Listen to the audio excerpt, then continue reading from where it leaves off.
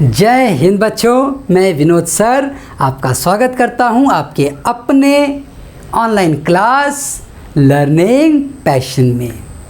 तो चलो बच्चों, आज हम शुरू करें 3.1। हमने लास्ट टाइम इस चैप्टर के बारे में डिटेल में पढ़ा था। What is range, what is mean, what is median and what is mode. बच्चों, अगर ये आपने वीडियो नहीं देखा है तो सबसे पहले तो आप उस वीडियो को देख लो, उसके बाद तब आके इस वीडियो में आप अगले एक्सरसाइज को सॉल्व करो। तो पहली रिक्वायरमेंट है कि आप उस वीडियो को पहले देख लो। अच्छा, और अगर आपने देख लिया है तो बल्ले बल्ले, चलो हम शुरू करें आज की पढ़ाई। अच्छा देखो, पहला क्वेश्चन भी बड़ा मज़ेदार क्वेश्चन है। वो कह रहे हैं कि अपने इस क्लास में जाओ और अपने 10 दोस्तों का हाइट मेजर करो। ज़रूर मेजर करो और उसमें एक अपने आप को भी काउंट कर लेना। तो तुम्हें मिला के टोटल कितने बच्चे हो जाएंगे? 10 बच्चे। अच्छी बात। अब ये 10 बच्चे जो हो जाएंगे क्लास में, इन 10 के 10 बच्चों का हम क्या करेंगे? एवरेज हाइट निकाल लेते हैं। अब यहाँ पर तो मैं मेजर नहीं कर सकता हूँ, ठीक है। तो मैं क्या करता हूँ कि अपने मन से एक एवरेज वैल्यू लेता हूँ जो 7th स्टैंडर्ड के बच्चों का एवरेज हाइट होती है। एवरेज है, ये एग्जैक्ट वैल्यू नहीं है, एवरेज है। सो जैसे 130 लिया, 132 लिया, 134 लिया, 136 लिया, 138 लिया, 140 लिया। तो कितने हो गए भाई? 4 बच्चे, तो 6 हो गए, ठीक है ना। 142 में ज़रा एक ऑर्डर में लिख रहा हूँ सारी वैल्यूज़, 146 और 148 ऐसा मैंने रखा है, ठीक है। तो है ना, कोई बच्चे ज़्यादा हाइटेड होते हैं, थोड़े से कम हाइटेड होते हैं, कोई एवरेज होता है, ऐसे अलग अलग वैल्यूज़ हैं। तो ये हमने एवरेज वैल्यू ले ली है। 130 सेंटीमीटर से स्टार्ट किया और 148 सेंटीमीटर तक हम गए। ये डेटा हमने अपने मन से लिखा। जैसा कि हमारा क्वेश्चन हमसे कह रहा था कि find the range of Heights of any 10 student in your classroom.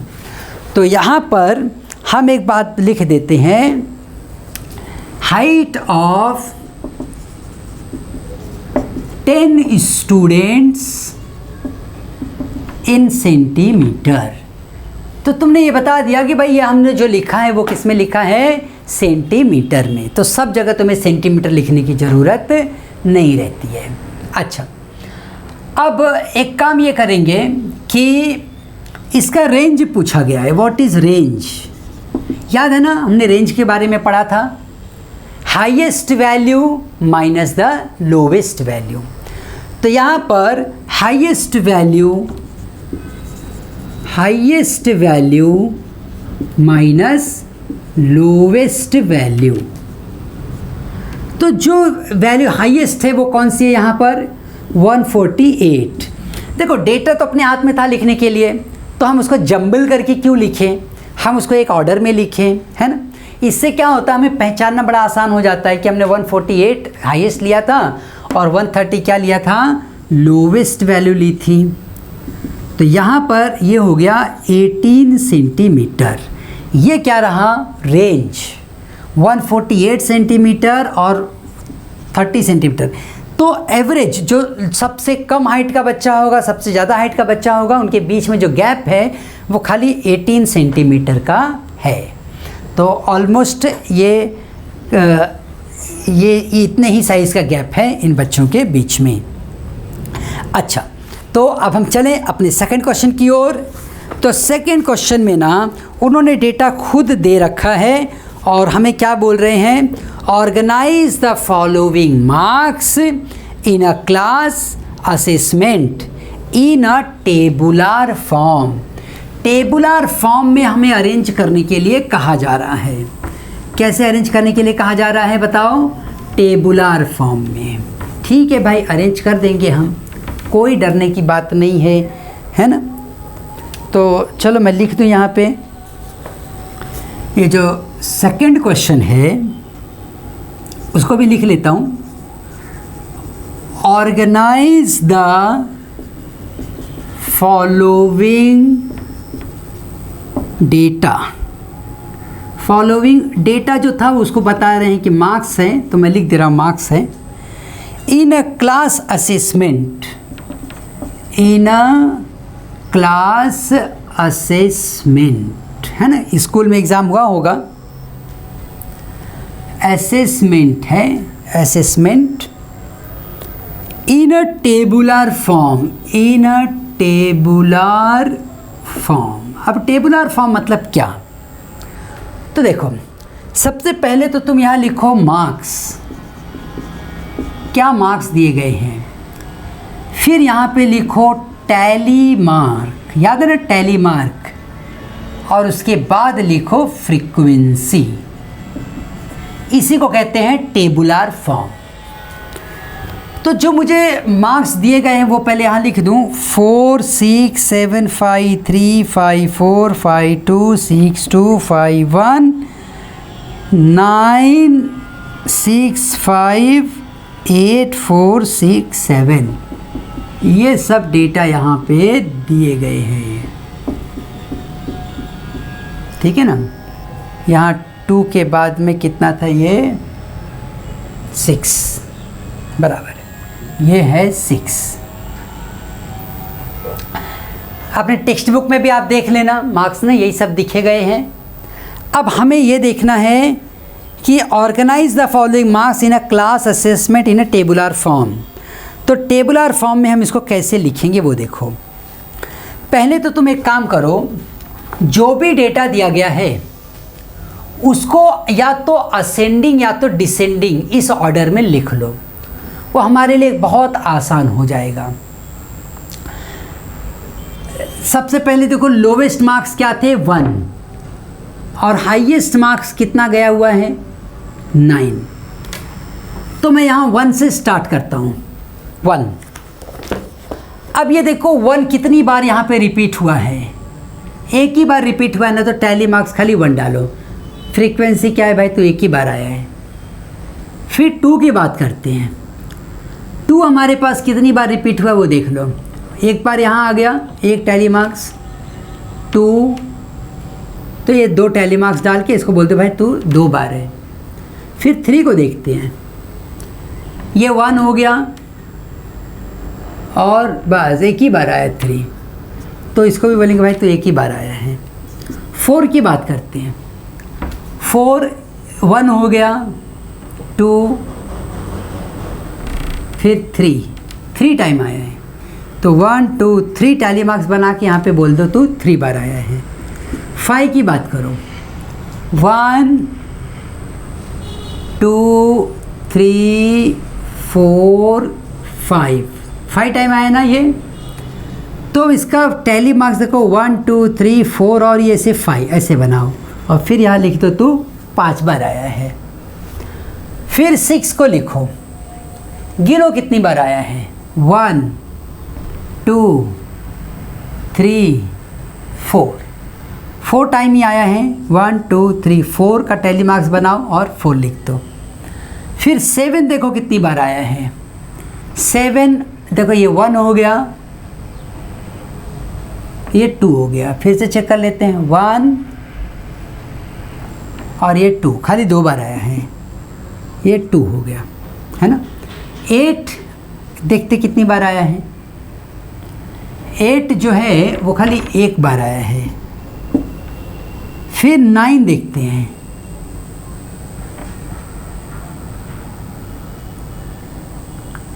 1 बार आया है। ठीक, अब हमने जो लिखा है वो राइट है या रॉन्ग है, देखो उसका एक चेकिंग ये भी है ना, यहाँ गिन लो कितने ऑब्जर्वेशन हैं टोटल, 3 4 7 7 and 5 12 16 18 20, ये टोटल 20 ऑब्जर्वेशन हैं। देख लो तो 1 2 3 4 5 6 7 8 9 10 11 12 13 14 15 16 17 18 19 20, तो टोटल 20 ऑब्जर्वेशन थे, हमने लिख दिया यहाँ पे, ये टोटल कितना है 20। ठीक है ना। अब यहाँ पे चलो आगे लिख देखते हैं कि क्या पूछा गया है हमसे, है ना, जो पूछा गया उसका रिप्लाई करना पड़ेगा हमें। Which number is the highest, which number is the highest, number is the highest. Answer बता दो क्या होगा जो सबसे हाईएस्ट होगा। हाईएस्ट मार्क्स कौन सा है, 9 है ना, लिख दो 9, 9 इज द हाईएस्ट मार्क्स। और क्या पूछ रहे हैं, विच नंबर इज लोवेस्ट, तो जो लोवेस्ट मार्क्स है वो कौन सा है, 1 है, यही लोवेस्ट है। सेकंड के लिए आंसर क्या लिख रहे हैं, 1। थर्ड पूछ रहे हैं what is the range of the data, range तो हम बता देंगे भाई, रेंज क्या होगा, highest value minus lowest value, ये 8, ये आ गया क्या, रेंज। तुम देख रहे हो ना यहाँ पे। फोर्थ क्वेश्चन में देखो क्या पूछ रहे हैं, फाइंड द एरिथमेटिक मीन। ये जो एरिथमेटिक मीन है ये हमें फाइंड आउट करने के लिए बोला जा रहा है, एरिथमेटिक मीन। ये एरिथमेटिक मीन कैसे फाइंड करते हैं पता है हमें, सारे ऑब्जर्वेशंस को प्लस कर लो, है ना, सारे मार्क्स को प्लस कर लो, उनको कितनी बार वो रिपीट हुए हैं उससे बाद में डिवाइड कर दो। तो चलो हम यहाँ प्लस कर 6 + 7 + 5 + 3 + 5 + 4 + 5 + 2 + 6 + 2 + 5 + 1 + 9 + 6 + 5 + 8 + 4 + 6 + 7, ये सारे ऑब्जर्वेशंस को हमें क्या करना है, प्लस कर लेना है। मैं कैमरा थोड़ा एडजस्ट कर दूं तो आप देख पाओगे। यस यस, ये सारे ऑब्जर्वेशंस हैं जिसको हमने पहले प्लस कर लेना है। प्लस करने के बाद तो सम ऑफ द टोटल ऑब्जर्वेशन, यहाँ पे मैं एरिथमेटिक मीन पता कर रहा हूँ और यहाँ मैं लिख देता हूँ दूसरे कलर से, तो तुम्हें पता चलेगा हम क्या कर रहे हैं। यहाँ पे लिखेंगे सम ऑफ ऑल ऑब्जर्वेशन, जितने भी ऑब्जर्वेशन आपने किए हैं सबको हम क्या कर रहे हैं, यहाँ पे सम कर रहे हैं। इसको जब तुम प्लस कर लोगे सब, तो ये तुम्हें वैल्यू कितनी मिली, 22, ये कितनी मिलेगी, सब अच्छे से प्लस करोगे तो तुम्हें मिलेगा 100। कितना मिलेगा, 100। तो तुम्हें पता है ना कि मीन का फॉर्मूला क्या कहता है, यहाँ पे देखिएगा बच्चों आपको। यस, मीन का फॉर्मूला ये कहता है sum of all observation divided by number of observation. तो यहाँ पे देखो, यहाँ पे टोटल सम कितना मिला मुझे, 100 मिला, और नंबर ऑफ ऑब्जर्वेशन कितने थे, 20, है ना। यहाँ पे जो ऑब्जर्वेशन दिए गए थे वो कितने बच्चों के दिए गए थे, 20। ये फ्रीक्वेंसी को भी गिन के तुमने यहाँ पे लिखा था ना अभी कि भाई ये 20 आया था, ये सब फ्रीक्वेंसी कि कितने बच्चे हैं टोटल, फ्रीक्वेंसी से पता चल जाता है। 1 वाला एक ही बच्चा तो एक बार आएगा, 2 वाले 2 बच्चे थे 2 बार आ गया, 5 वाले 5 बच्चे थे, 6 वाले खाली 4 लोग थे। तो इस तरीके से तुमने काउंट किया, 1 2 3 4 करते करते लास्ट तक काउंट कर लिया, 1 2 3 4 5 6 7 8 9 10 11 12 13 14 15 16 17 18 19 20। तो टोटल कितने ऑब्जर्वेशन थे, 20 ऑब्जर्वेशन थे। 20 बच्चे थे उस एग्ज़ाम को देने के लिए गए थे। अब सबको अलग अलग मार्क्स मिले हैं, तो उन सब के मार्क्स को प्लस किया गया, सबके पूरे 20 लोगों के मार्क्स को प्लस किया गया, फिर उसे 20 से डिवाइड किया गया। जब इसे 20 से तुमने डिवाइड कर दिया, ये 0 0 कट कर दो, 2 5 जा 10, तो ये 5 जो आया वो मीन वैल्यू है, एरिथमेटिक मीन कहते हैं। क्या कहते हैं बोलो, एरिथमेटिक मीन। तो ठीक है, यहाँ पे ये देखो हमने अभी 2 क्वेश्चन ख़त्म किया। अगला question, find the mean of the first 5 whole numbers. एक और क्वेश्चन लेते हैं अभी यहाँ पे आज के दिन।